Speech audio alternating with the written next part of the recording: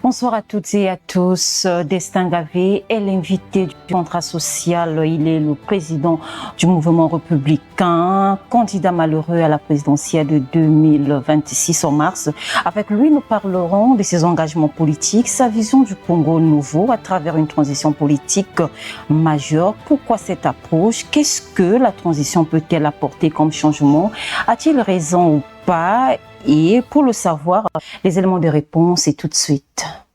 Bonsoir Monsieur Destin Gavé. Bonsoir Madame Biala. Bienvenue à Tchédeka Média et plus précisément sur le plateau du contrat social. Merci pour cette invitation, je suis heureux d'être sur votre plateau. Monsieur Gavé, comment décrivez-vous cette première tentative à la magistrature suprême? Vous savez, participer à une élection, c'est déjà mettre à la disposition du peuple congolais la vision que vous portez. Vous savez, il y a 2 ans, nous avons écrit un ouvrage intitulé « Le changement vers un Congo prospère ». Et l'élection présidentielle était la meilleure des façons de présenter ce livre sur l'ensemble du territoire national aux Congolais. Parce que, vous savez, certains de nos compatriotes ne sont pas sur les réseaux sociaux. Donc, il était question d'aller vers ces populations pour leur présenter le projet que nous défendons. Et je pense que l'expérience a été une expérience assez bénéfique parce que nous avions été au contact des populations. Nous avions parcouru près de 6000 kilomètres.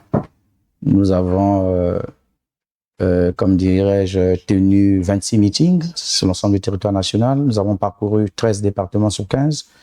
Donc je pense que c'était une expérience assez enrichissante dans la mesure où nous avons compris évidemment certaines réalités.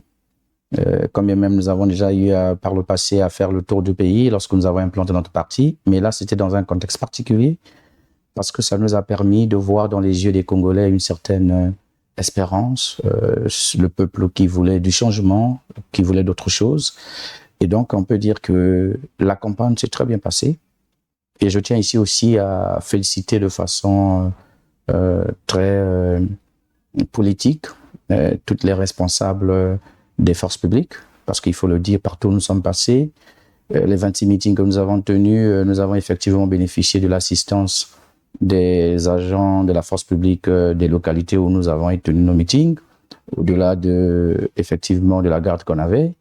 Et donc il y a eu une grande coopération avec eux. Il faut dire qu'ils ont été très professionnels, quand bien même lorsque nous tirions sur eux, sur la base d'un certain nombre de dérives que les populations vivent au quotidien, mais ils sont restés fidèles à leur mission.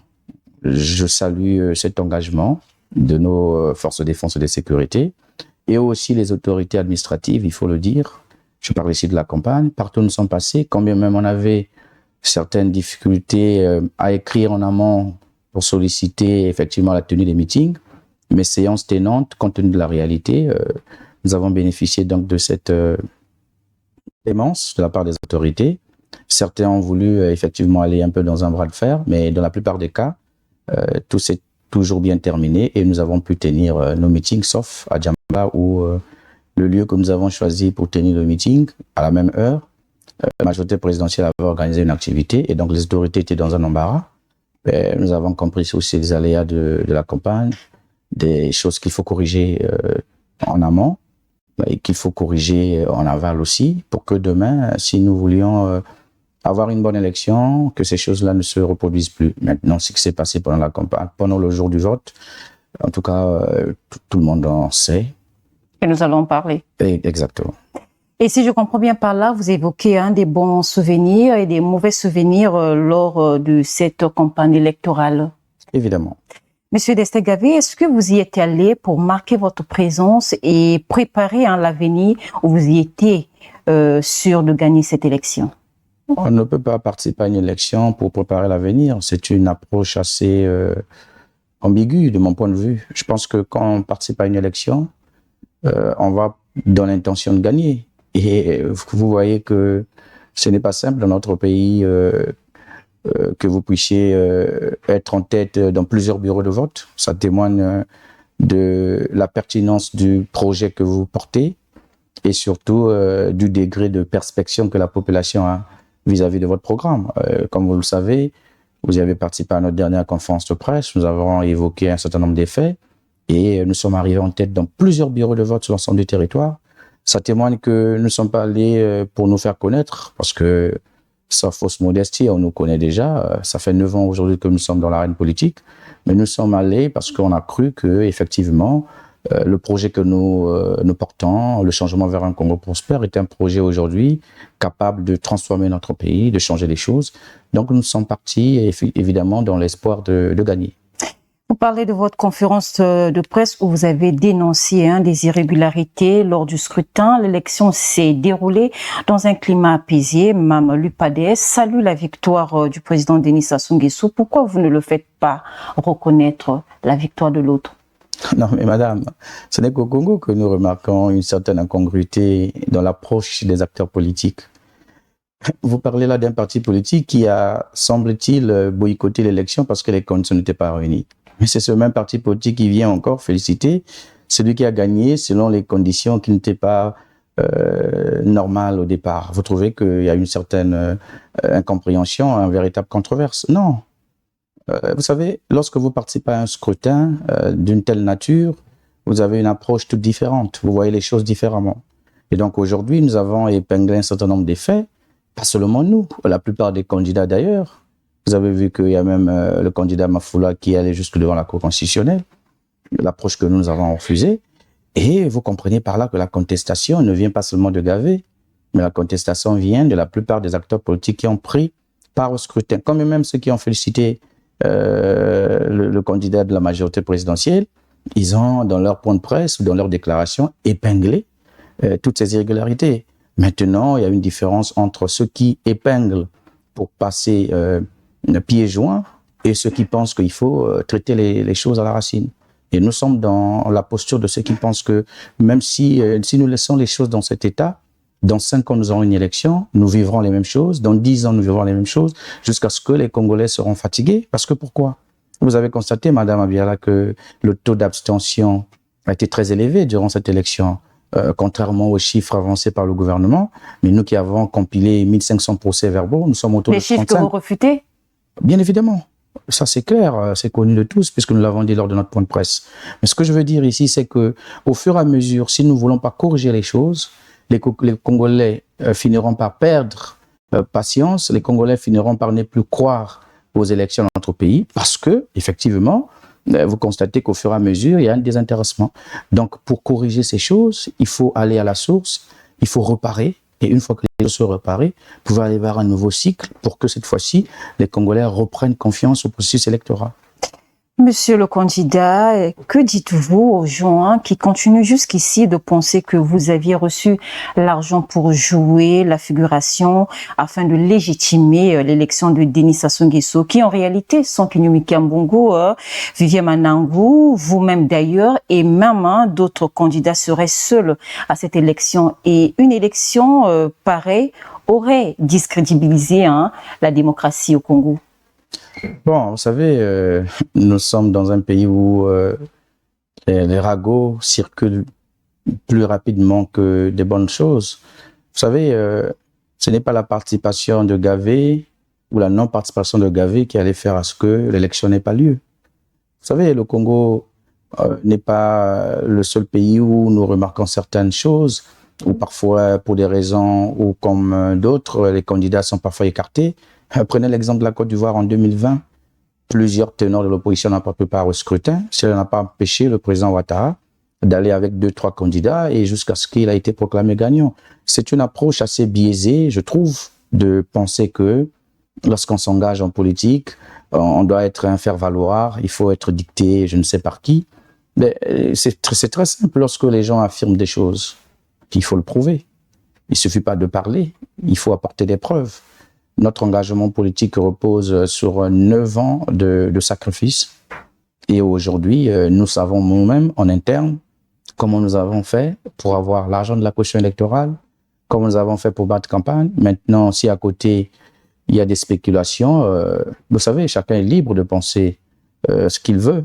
Mais au moins, ce que nous sommes, nous avons une conscience tranquille. Nous sommes allés à cette élection parce que nous avons cru au changement. D'ailleurs, comme je vous ai dit entre-temps, dès lors que vous êtes en tête dans un bureau de vote, ne fût-ce qu'un seul bureau de vote, si vous êtes en tête, ça veut dire que vous avez marqué les esprits, vous avez donc convaincu les citoyens pour que les gens votent pour vous. Et Madame Gabrielle, honnêtement, lorsque vous recueillez 145 000 voix sur 1500 bureaux de vote seulement, alors que vous êtes dans un pays où il y en a 6620, vous comprenez qu'il y a une bonne partie de la population qui a cru en votre vision. Donc je pense que nous sommes allés parce qu'on avait un projet à présenter aux Congolais, ce que nous avons fait. Pour le reste, nous sommes sereins. La lutte politique est toujours ainsi. Il y a des gens qui vont croire, il y a des gens qui ne croiront pas, mais le plus important, c'est la constance. Est-ce que M. Gavé aurait un parrain? Non. Non, parce que lorsque vous êtes dépendant d'un parrain, vous perdez votre liberté. Vous ne pouvez plus réagir comme il le faut, parce que les ordres viendront directement du parrain. Et depuis le début, nous avons choisi l'indépendance, nous avons choisi l'autonomie, et nous nous battons jour après jour à conserver cette ligne, parce que pour nous, on se dit, on ne peut pas vouloir d'une chose et son contraire. Parce que vous ne pouvez pas taper sur un système, crier sur des dérives d'un système et aller vous réfugier sur ce système pour bénéficier des largesses, pour bénéficier des avantages. Non, nous avons refusé cette posture et nous sommes dans une posture républicaine. Ce que nous faisons, c'est pour l'intérêt du pays, l'intérêt de notre peuple, et nous continuerons jusqu'à ce que ce pays sera véritablement indépendant, véritablement démocratique. Et à ce niveau-là, nous dirons que nous avons réussi notre combat. Parlons un peu de la campagne et l'élection dans son ensemble. Combien avez-vous dépensé pour votre élection en 2 semaines, pour ne pas dire en 12 jours? Est-ce que vos dépenses ont été certifiées par la Cour des comptes? Non, le problème déjà au Congo, c'est que nous n'avons pas de comptes de campagne. La loi qui est censée plafonner les dépenses liées aux campagnes électorales n'a jamais été adoptée, n'a jamais été approuvée. Ça fait qu'aujourd'hui, vous constatez que le candidat de la majorité peut dépenser des centaines et des centaines de milliards de francs CFA sans contrôle. Et aujourd'hui, le seul instrument que les candidats peuvent avoir, ce sont les rapports financiers de campagne. Et donc aujourd'hui, ce rapport est en train d'être finalisé par notre équipe de finances. Et je pense qu'à la fin, nous saurons avec exactitude combien avions-nous totalement dépensé. Donc il y aura une traçabilité des dépenses. Oui, mais nous, il faut le dire, la traçabilité, c'est même l'essor de notre combat politique. Vous savez, quand vous êtes dans une campagne où vous ne distribuez pas les billets de banque, ce que nous n'avons pas fait, c'est-à-dire que c'est plus facile de calculer ce que vous avez dépensé parce que le tout va beaucoup plus dans le cadre de la logistique, le déplacement du candidat, les hôtels des équipes de campagne, la location des véhicules, les passages parfois sur les médias, la communication, etc., les affiches électorales. Nous n'avons pas fait de t-shirts, on n'en a fait que pour les équipes de campagne, on n'a pas fait de casquettes. Donc facilement pour nous, il est très simple de savoir combien nous avons dépensé dans la mesure où nous n'avons pas eu des dépenses excessives dans l'achat de conscience, dans la redistribution des kits électoraux. Ce que nous avons eu comme ressources, les maigres ressources que nous avions à notre disposition, nous ont permis que le candidat se déplace sur l'ensemble du territoire avec l'équipe de campagne et surtout que dans des directions départementales de campagne, qu'il y ait le minimum, notamment dans les affiches surtout. On n'a pas réellement fait une campagne où il fallait tenir des meetings un peu partout. Vous avez misé sur la proximité?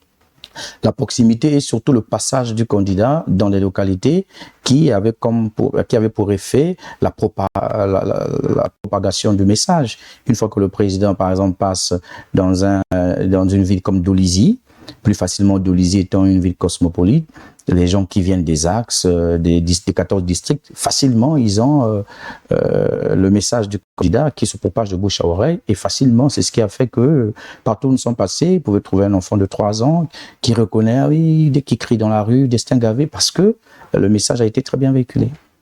Parlons un peu de votre parti politique. Vous avez des jeunes désœuvrés, des étudiants aujourd'hui sans bourse, des sans-emploi aussi, même à travers le pays, des militants pauvres, on va le dire. Vous aviez accepté d'abord de déposer une caution de 25 millions de francs CFA. Cela s'ajoute les dépenses de la campagne, alors que cet argent pourrait servir à soutenir les jeunes dans leur développement de projets et peut être renforcé pour aussi renforcer votre parti politique. C'est là où il y a un paradoxe, Monsieur Gavé. Comment avez-vous accepté de dépenser autant d'argent alors que vous saviez très bien que vous ne gagnerez pas cette élection? Non, là, vous analysez mal, vous interprétez mal mes propos. Vous m'avez posé une question tout à l'heure en disant est-ce qu'en participant à cette élection, vous étiez sûr de gagner? Donc je n'ai pas dit que je ne savais pas que je n'allais pas gagner, non. Nous partions à cette élection. Vous avez investi pour ne avoir un retour. Non, je vous explique. D'accord, allons-y. Je vous ai dit tout à l'heure que nous participions à cette élection dans l'espoir de gagner. Et je suis plusieurs fois revenu sur le fait qu'une fois que vous gagnez, même dans un seul bureau de vote, ça veut tout simplement dire que vous avez convaincu la population de la pertinence de votre projet. En ce qui concerne le mouvement républicain, il faut le dire, ce sont ces jeunes désœuvrés, ces étudiants, ces débrouillards qui ont cotisé pour que nous puissions atteindre ces 25 millions. La décision de participer à l'élection présidentielle n'était pas une décision qui émanait de Destin Gavé. C'est une décision souveraine du parti, issue d'un congrès, le congrès que nous avons tenu en décembre 2024. C'est ce congrès qui a fait de Gavé candidat du mouvement républicain. Et une fois que le congrès est passé, une fois que le candidat avait été choisi, les mécanismes ont été mis en place au sein du parti pour récolter ce qu'il fallait pour la campagne électorale. Vous pouvez poser la question à n'importe qui, même ceux qui sont avec nous aujourd'hui, ceux qui ne sont plus avec nous, qui étaient avec nous hier, posez-leur la question, ils vous diront que les 25 millions ont été récoltés par les membres du parti. Donc ces membres désœuvrés que vous êtes en train de mentionner ici, ces diplômés sans emploi, ces chômeurs, c'est eux, avec les maigres moyens, qui ont voulu que la candidature soit portée. Pourquoi?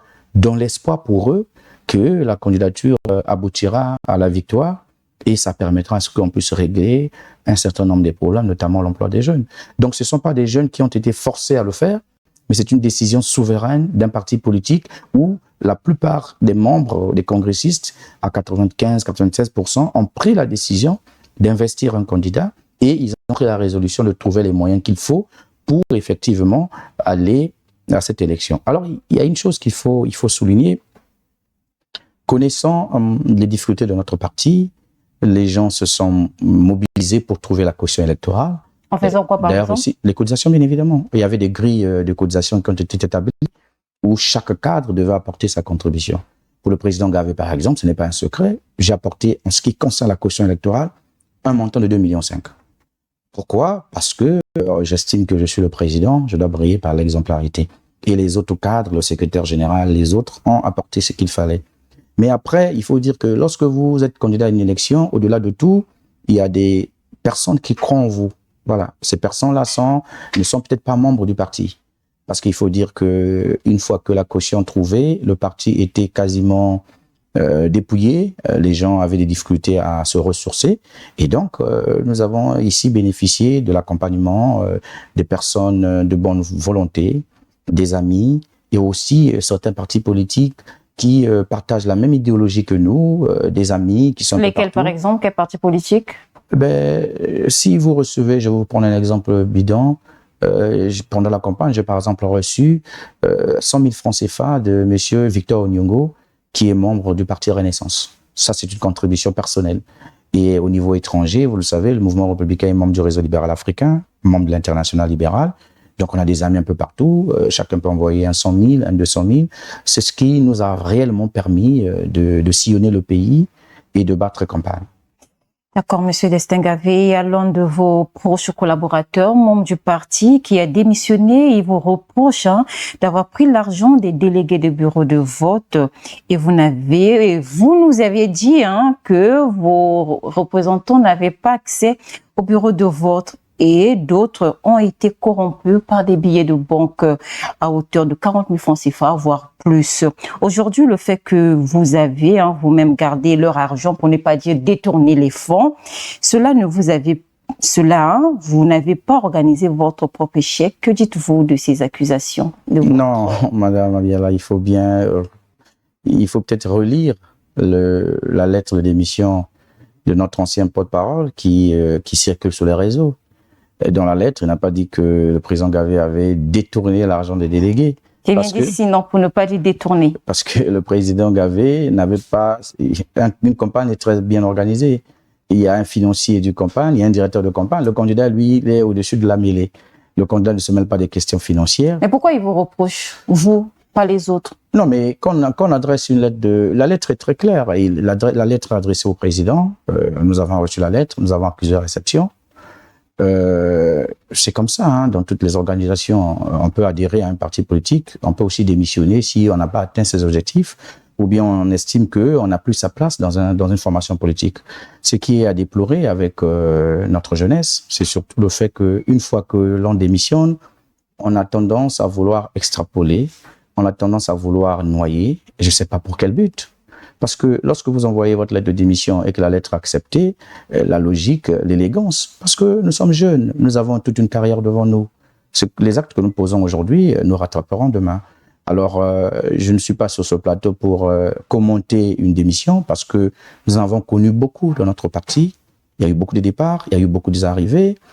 C'est le président Gavé qui fait la promotion des cadres parce qu'il estime que tel cadre peut jouer tel rôle sur la base d'un certain nombre des faits, sur la base d'un certain nombre de critères.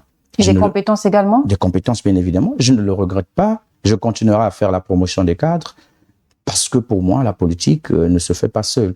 Maintenant, tout ce qui a été mentionné, toutes ces accusations et autres, mais chacun de nous est libre de porter des accusations. Le parti n'est pas dans une situation de crise. Nous avons terminé l'élection. Le rapport financier sera produit. Nous aurons une réunion où toutes ces choses seront dévoilées. Les membres ont ce droit-là. Quand bien même, comme je l'ai dit, les membres se sont mobilisés surtout beaucoup plus sur la caution électorale, que je salue ici tous ces efforts. Mais après, ça a été difficile pendant la campagne. On ne sait pas comment les choses se sont faites. Les dettes, il parlait des questions des dettes contractées, etc. Mais Comment allez-vous faire pour payer ces dettes? Mais avant d'aller prendre une dette, vous avez certainement des garanties à donner. Comme je vous ai dit, j'ai eu à donner des garanties en mon nom, pas au nom du parti. J'ai eu à hypothéquer des biens qui m'appartiennent. Ce ne sont pas les biens du parti. Parce que notre parti aujourd'hui n'a pas des biens qui peuvent permettre à ce qu'un bailleur de fonds vous prête une somme colossale. Donc ces dettes, je ne les ai pas contractées au nom du parti, comme l'ancien porte-parole le spécule. Je n'ai pas dit que je devais adosser ces dettes sur le dos du parti. Je connais la réalité financière du parti. Ces dettes ont été contractées au nom de Destin Gavé. Et les garanties que j'ai données, ce sont mes garanties personnelles. Si je donne les papiers, un titre foncier d'une parcelle, c'est ma parcelle, ce n'est pas la parcelle du parti. Donc vous comprenez par là qu'il y a beaucoup de confusion, beaucoup d'ambiguïté, mais nous n'allons pas aujourd'hui nous attarder sur ça. Un parti politique, les textes de tous les partis politiques sont très clairs. Vous adhérez volontairement, vous démissionnez volontairement. Ce qu'il faut éviter surtout, c'est lorsque vous partez. Vous savez, demain nous serons des hommes d'État. Yvan, vous êtes ministre, vous avez servi la République. Demain, on vous limoge du gouvernement et vous prenez les secrets d'État, vous commencez à aller propager de gauche à droite. Qui va vous prendre au sérieux? Parce que lorsque vous démissionnez dans un parti politique, demain, vous voudrez peut-être adhérer à un autre, ou bien vous créerez votre propre parti. Mais si déjà vous partez avec cette base où les gens savent qu'une fois qu'il y a un problème, il faut les déballer sur les réseaux sociaux, etc., ça nous donne pas une certaine carrure d'homme d'État. Non, nous remercions notre ancien porte-parole de tous les services rendus. Il a passé 3 ans au sein du parti. Nous l'avons, avec l'avis des autres, emmené jusqu'à des hautes fonctions. Aujourd'hui, il est parti. Nous acceptons, nous reconnaissons ses bienfaits, nous lui souhaitons bon vent. Pour le reste, les commentaires sur des allégations infondées, nous ne sommes pas ici pour débattre là-dessus. Monsieur Gavier, vous refutez les résultats provisoires, mais qui demandent quand même le dialogue inclusif. Expliquez-nous comment allez-vous collaborer avec les gens que vous taxez d'avoir détruit le pays? Oui, mais déjà, il faut dire que nous sommes dans notre rôle d'apporter une critique à l'action du gouvernement. Être opposant, c'est celui-là qui s'oppose à l'action du gouvernement. C'est écrit noir sur blanc sous la loi numéro 28 du 7 juillet 2027 sur le statut d'opposition. Ce que je veux dire ici, au-delà de nos appartenances politiques, au-delà, je ne considère pas nos frères de la majorité comme des ennemis politiques, mais plutôt comme des adversaires politiques. Et la question de l'élection est connue de tous les Congolais, comment l'élection s'est déroulée. Ici, il faut beaucoup plus privilégier le pays, d'où nous avons parlé d'un dialogue national inclusif, de la libération des prisonniers politiques et d'une transition. Mais la collaboration dans ce pays, l'opposition et la majorité a beaucoup collaboré dans les années 92, lors de la venue de la démocratie, dans un climat de respect parfois, mais parfois dans un climat tendu. Donc pour nous, c'est une façon de sauver le pays, parce que nous constatons qu'au-delà du fait que nous disons qu'ils ont échoué, c'est d'ailleurs une réalité, c'est pas un mensonge, puisque nous constatons à travers des faits, à travers la réalité quotidienne de nos citoyens. Quand vous avez un pouvoir qui baigne dans des décennies de gestion et vous avez encore une population extrêmement pauvre où on manque des choses essentielles, notamment l'eau, l'électricité, la santé, l'emploi, toutes ces choses. Et moi, je pense que ce sont les basiques pour un gouvernement qui est au service du peuple. Maintenant, aujourd'hui, c'est fort de ce constat, fort de l'expérience vécue à la sortie de cette élection, de notre processus électoral, de la façon dont les élections se tiennent dans notre pays. C'est sur la base des irrégularités constatées qu'il faut proposer une solution qui va permettre à notre pays de mieux préparer le futur. Parce que la question n'est pas la question du présent, mais c'est la question du futur. Même si vous regardez le présent aujourd'hui, qu'on le veuille ou non, nous rentrons là dans un mandat de transition, qu'on le veuille ou non, puisque c'est le dernier mandat du président de la République. Et vous demandez en même temps un mandat de transition? Vous faites appel à la transition? Oui, mais la transition, elle est déjà là. La transition, elle est automatique. Dès lors que vous rentrez dans votre dernier mandat, il faut que le président s'assure à la fin de ce mandat. Mais le président n'a pas encore dit que ça sera son dernier mandat. Il n'a pas encore dit. Non. Même si les textes. Non. Mais non, soyons cohérents, madame. C'est pas un problème il n'a pas dit. C'est pas à lui de dire. La loi, elle est faite pour que lui, le chef de l'État, respecte la loi. La Constitution est très claire là-dessus. Donc, c'est son dernier mandat. En gros, c'est un mandat de transition, qu'on le veuille ou non. Et donc, nous avons proposé la transition. Pourquoi? Parce que la transition va nous permettre, effectivement, de reparer. Je reviens sur le mot reparer parce que, madame, ce que nous avons vécu durant ces élections, c'est pitoyable, honnêtement. Et ce qu'on a vu, nous sommes allés au-delà de l'imaginaire. C'est-à-dire, on a vu des gens adopter des postures que l'on dirait, mais est-ce que nous sommes dans une jungle ou bien nous sommes dans une république? Et donc, pour que ces choses-là soient corrigées, il faut mettre les choses à plat pour mettre en place des mécanismes qui vont nous permettre demain, s'il faut aller vers des élections, que ces élections soient libres, équitables et transparentes. Nous avons par exemple déposé dans la plupart des grandes chancelleries notre rapport électoral, parce que dans ce rapport, nous avons détaillé un certain nombre de faits qui aujourd'hui jettent l'opprobre sur notre démocratie. Donc le but du dialogue, c'est que les Congolais puissent s'asseoir autour de la table, un peu comme en 91, avant la tenue des premières élections démocratiques. Il y a eu la conférence nationale souveraine et on a mis en place un certain nombre de mécanismes pour avoir des institutions solides, notamment une véritable organe chargé d'organiser les élections. Donc nous sommes dans cette posture et pour le Congo, ça ne nous empêche pas de s'asseoir avec nos adversaires politiques, de penser Congo, de penser aux Congolais et surtout de penser au futur. Voilà. Rassembler tout le monde afin de mieux gouverner ensemble. Est-ce que vous croyez que cela peut se faire avec l'élite que nous avons? Mais l'acteur politique, ce qu'il a à faire, c'est émettre des propositions, pas les imposer. Aujourd'hui, même dans le bord de l'actuel président, vous constatez qu'il y a des voix qui deviennent de plus en plus discordantes, qui poussent au président d'aller puiser des ressources ailleurs, en constatant que... Mais c'est la même classe politique. Le président, s'il décide de rester dans son bord politique, mais ce sont les mêmes que nous allons voir, puisqu'il ne va pas inventer une nouvelle élite politique, puisque ce sont les mêmes qui sont habitués à certaines pratiques que nous décrions aujourd'hui.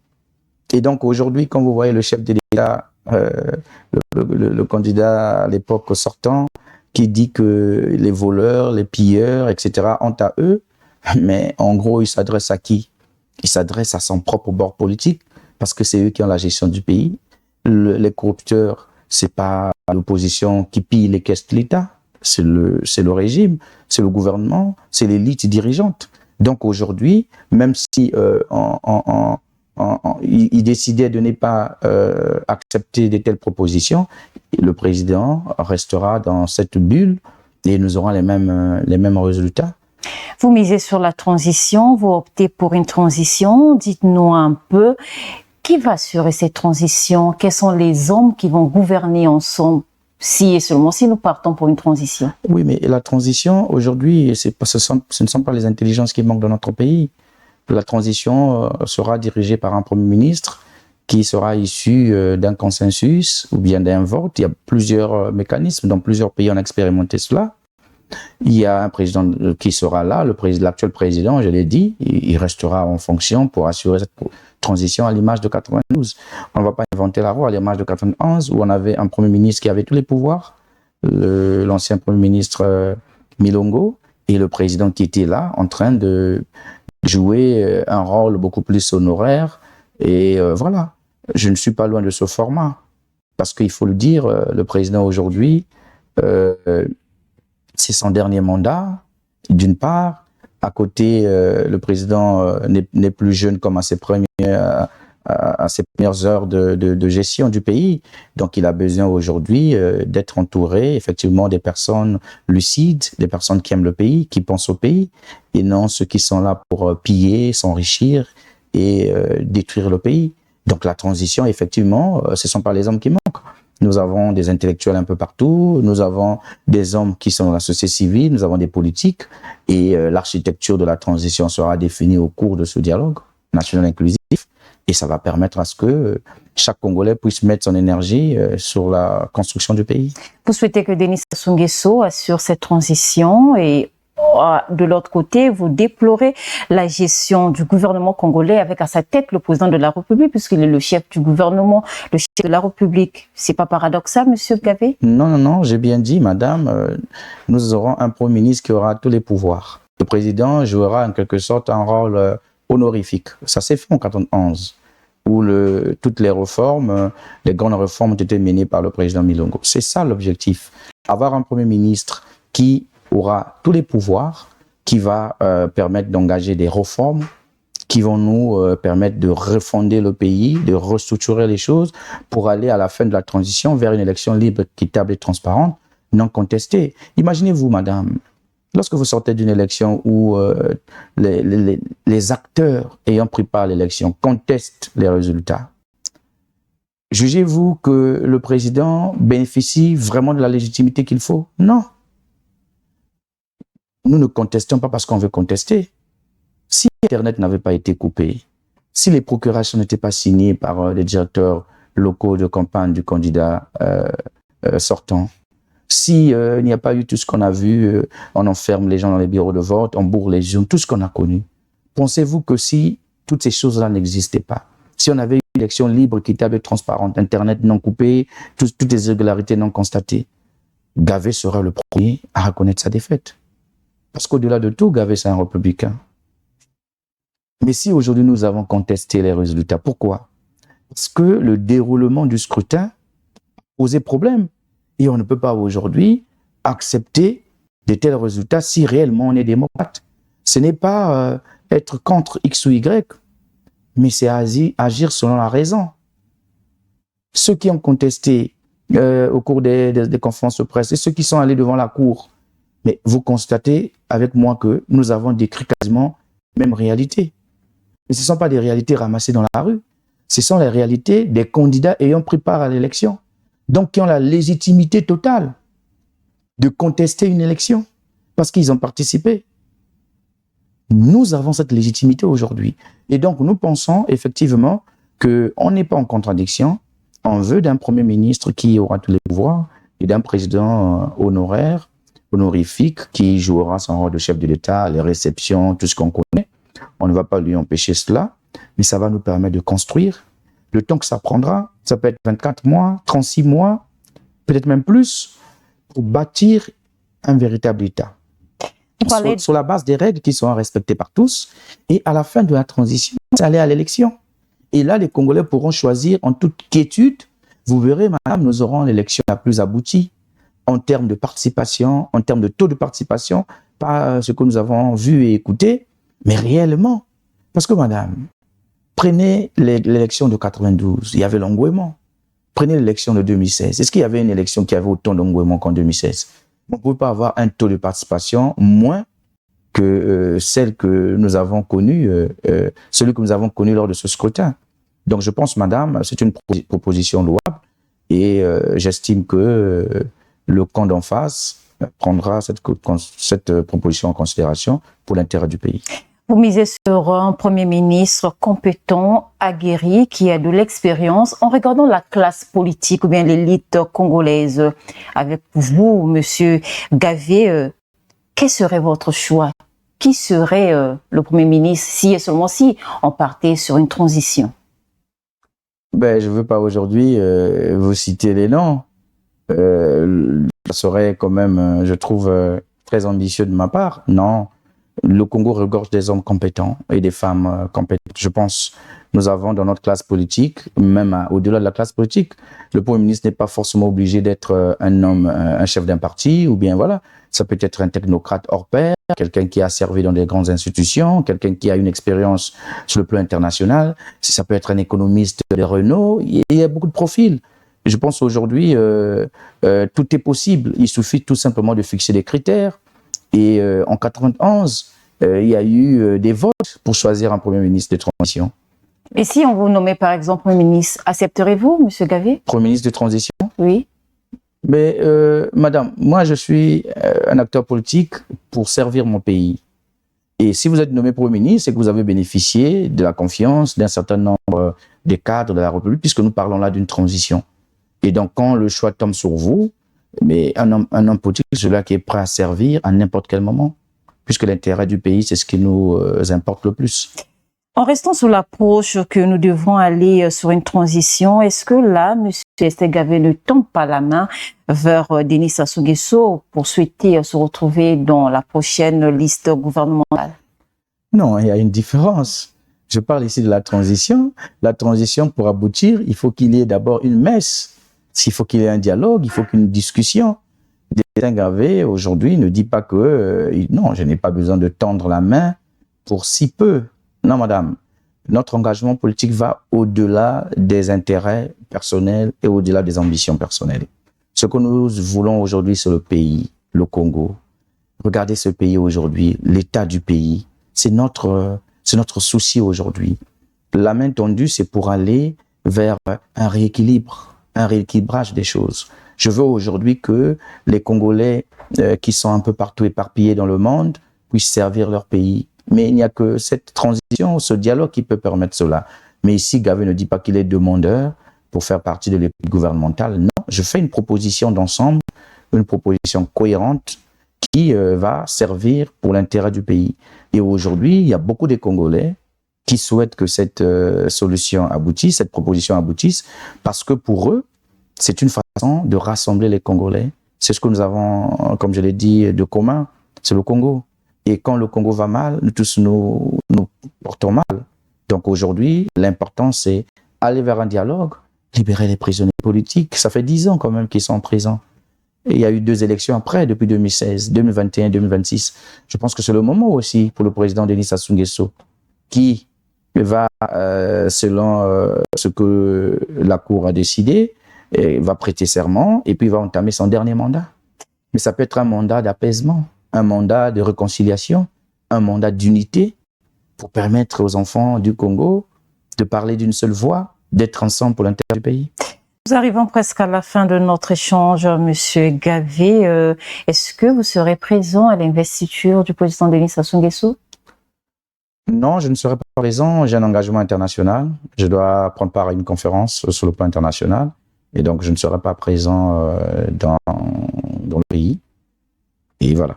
Monsieur Gavé se prépare-t-il pour les élections législatives à venir ou bien d'autres perspectives pour le parti? Alors, effectivement, madame, vous savez, ici, là, nous sommes en train de porter une proposition qui a pour but de corriger toutes les imperfections que nous avons constatées durant le scrutin.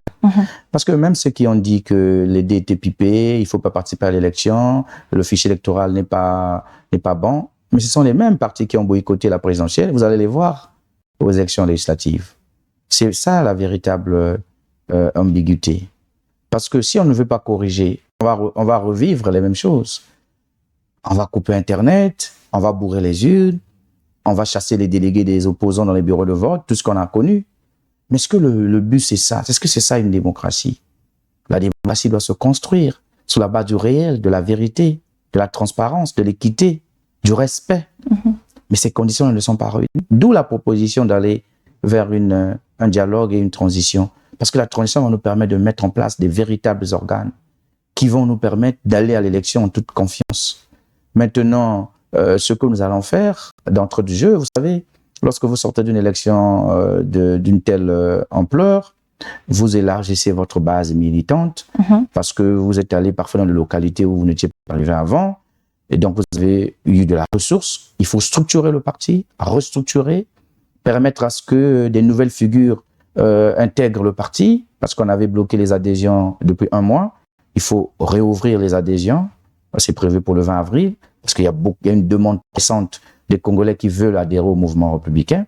Après, il faut restructurer le parti, implanter le parti dans les localités où nous n'étions pas présents. À la fin, élargir la base militante, organiser des grandes campagnes d'adhésion pour permettre au parti et surtout lancer notre école du parti. Nous devions la lancer l'année passée, mais avec la préparation des élections. Nous allons le faire incessamment. Ça nous permet de construire notre idéologie sur la base du réalisme et surtout permettre au parti d'être implanté, d'être représentatif. Nous le sommes déjà, mais encore plus sur tout l'ensemble du territoire national à travers des comités de district que nous allons mettre un peu partout. Une fois que c'est fait, à ce niveau-là, on pourra se projeter vers des échéances à venir. Mais pour l'instant, ce qui nous préoccupe, c'est faire comprendre à la classe politique la nécessité d'aller vers cet ensemble d'unité, d'union, et surtout restructurer, réorganiser notre parti. Généralement, après une élection, il peut y avoir des départs, il peut y avoir des arrivées. Tout ça, là, il faut arranger. Ça va nous permettre de garder l'équilibre et de nous préparer pour les batailles futures.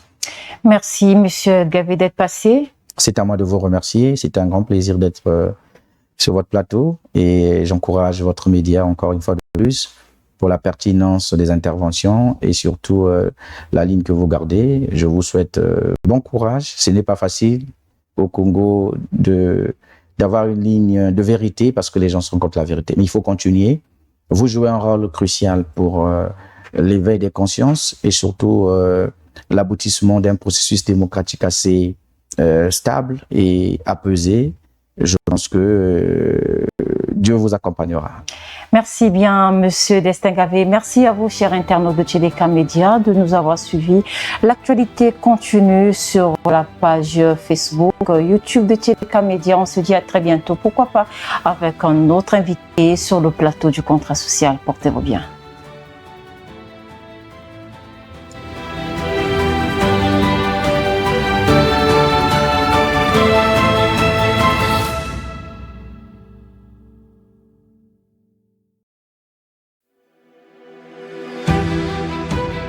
Thank you.